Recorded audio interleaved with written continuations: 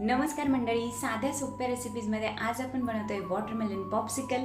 त्यासाठी मी एक मीडियम साईजचं कलिंगड जे आहे ते कट करून घेते आहे। थोड्याशा छोट्या छोट्या फोडी मी बाजूला ठेवते आणि बाकीच्या कलिंगडाचा ज्यूस बनवून घेणार आहे।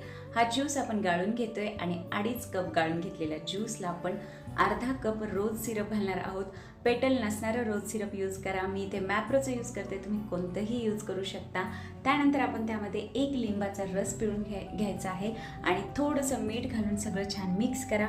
पॉप्सिकल मोल्डमध्ये मी थोडेसे कलिंगडाचे छोटे छोटे काप खाली घालून घेते आणि नंतर हा ज्यूस घालून घ्यायचा आहे। थोड्याशा कलिंगडाच्या फोडी आपण वरून सुद्धा घालून घेऊयात। झाकण लावायचं आहे आणि रात्रभर फ्रीज होऊ द्या। 8 ते 10 तास जरी फ्रीज केलं तरी सुद्धा चालेल। तर तुमचे असे यम्मी, टेस्टी आणि दिसायला खूपच छान असे वॉटरमेलन पॉप्सिकल तयार आहे मंडळी। नक्की ट्राय करा। Bye bye.